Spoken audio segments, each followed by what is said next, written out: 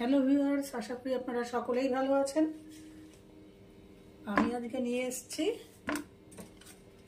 এই মাগুর মাছ। মাগুর মাছ তো আমরা পাতলা ঝোল মানে বিভিন্ন রকম খাওয়া যায়, বিশেষত আমরা পাতলা ঝোলটাই জানি যে মাগুর মাছের পাতলা ঝোলটাই হয়। কিন্তু আজকে আমি মাগুর মাছ দিয়ে, এটা যেহেতু একটু বড় ধরনের মাগুর মাছ, এই মাগুর মাছটা দিয়ে আমি একটা অন্য ধরনের রান্না দেখাবো। আপনারা স্টেপ বাই স্টেপ দেখতে থাকুন আমি কিভাবে এই অপূর্ব স্বাদের রান্নাটা করি। আমি একটা প্যান গরম করে নিয়েছি, দিয়ে দিলাম সর্ষের তেলে। এই মাছটা আমি পুরোটাই সর্ষের তেলে রান্না করব। এটা রিফাইন্ড অয়েল বা অন্য কিছু দিয়ে রান্না করলে ভালো লাগবে না। আচ্ছা, প্যানে তেল গরম হয়ে গেছে, আমি মাছগুলো নুন হলুদ মাখিয়ে ভাজতে দিলাম। এটা তো আপনারা সবাই জানেন, এটা বলার এক দরকার নেই আর দেখানোর দরকার নেই। জাস্ট আমি এটাকে ভাজতে দিলাম। এটাকে আমি মোটামুটি ভাজবো, খুব কড়া ভাজবো না। এই মাছটাকে ভেজে নিয়ে ফিরে আসছি। এটাকে খুব কড়া ভাজবো না। মাছগুলো ভাজা হয়ে গেছে, এবার আমি তুলে রাখবো, এর থেকে বেশি আর ভাজবো না। এমনিতে একটু কড়া ভাজা হয়ে গেছে, আমি একটু অন্যদিকে কাজ করতে গেছিলাম। আমি এবার এটাকে তুলে রাখছি। ভাজার তেলেই আমি দিয়ে দেব অল্প একটু ঘি।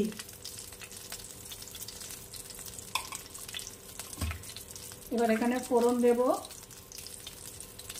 শুকনো লঙ্কা, ছোট এলাচ আর তেজপাতা।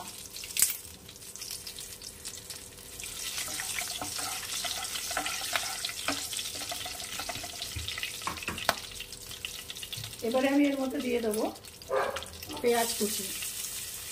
আমি দুটো ছোট সাইজের পেঁয়াজ কুচি করে রেখেছি, দিয়ে দেবো পেঁয়াজ কুচি।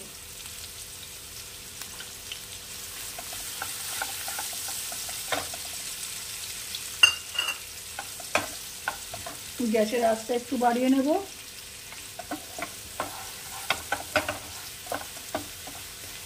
আমার রেসিপিগুলি ভালো লেগে থাকলে আমার চ্যানেলটিকে অবশ্যই সাবস্ক্রাইব, লাইক, শেয়ার ও কমেন্ট করবেন। কমেন্ট করলে একটু মোটিভেট হই, নতুন নতুন রান্না শেয়ার করার একটা আগ্রহ জন্মায়।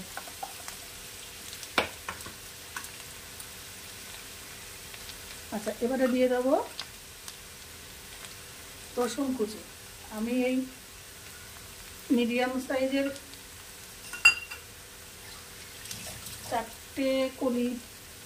4 কি 5টা কলি রসুন একটু কুচিয়ে নিয়েছি।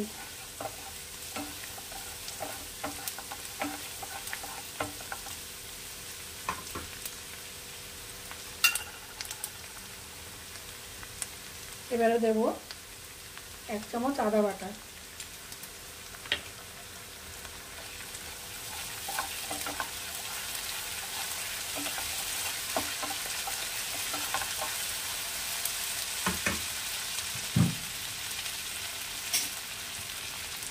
আচ্ছা, এবারে দেব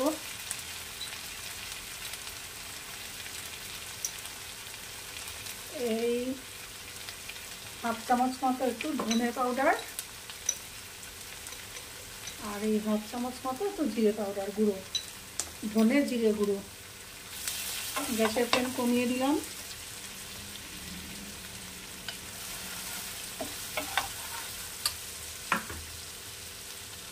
আচ্ছা, এর মধ্যে দিয়ে দিলাম 1 চামচ টক দই। এবার মশলাটাকে আমি খুব ভালো করে কষাবো। টক দইটা যেহেতু দিয়েছি সেহেতু মশলার মধ্যে একটু জল দিলাম না, আর না হলে আমাকে জল দিতে হতো, নাহলে গুঁড়ো মশলাটা পুড়ে যেত।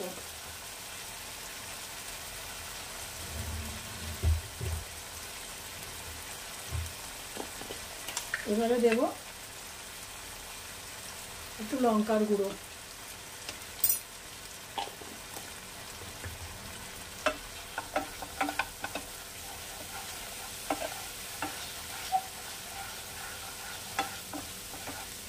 এবারে এটাকে আমি একটু খুব ভালো করে একটু কষাবো, লো ফ্লেমে একটু কষিয়ে নিয়ে ফিরে আসছি।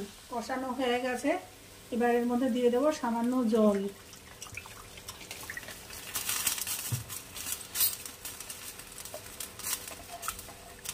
আর একটু দেবো জল, পরে দিচ্ছি, মশলাটা আর একটু কষে যাক। দেবো লবণ, পরিমাণ মতো লবণ,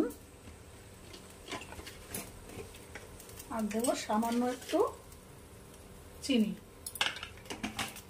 দিয়ে এটাকে আমি একদম কম আঁচে মশলাটাকে একটু ভালো করে আবার কষিয়ে নেব।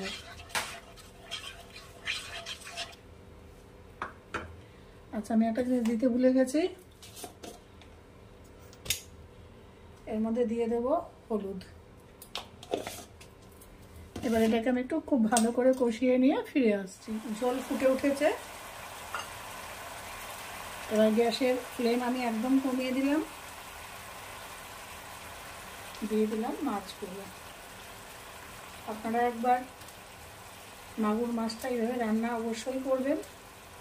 আমরা তো পাতলা ঝোল সবসময়ই খাই, এভাবে একবার খেয়ে দেখবেন।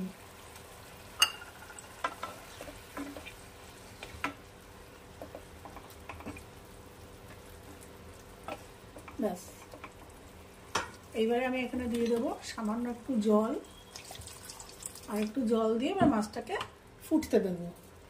ঝোলটা ফুটুক, সাথে সাথে মাছটাও সিদ্ধ হয়ে যাবে। তারপরে ফিরে আসছি এবার আপনাদের কাছে। এবারে দেখুন আমার মাছের ঝোল পুরো তৈরি, মাছও সিদ্ধ হয়ে গেছে, আর রসা পুরো তৈরি। আচ্ছা, এবার আমি দিয়ে দেবো একটু কাশ্মীরি লাল লঙ্কা গুঁড়ো। এটা অপশনাল, দিতেও পারেন নাও দিতে পারেন। একটু লাল লাল হবে দেখতে, কিন্তু ঝাল হবে না, সেই জন্য দেওয়া হলো কাশ্মীরি লঙ্কা গুঁড়ো।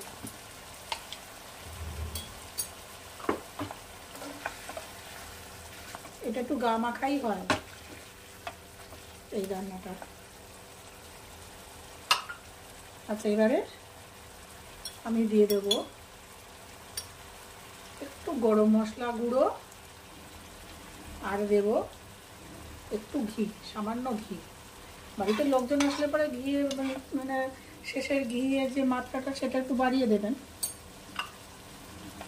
যে অতিথি আসলে পরে আপনাদের ঘরোয়া খাবারে শেষের যে ঘিটা ছড়ালাম সেটা দেবে।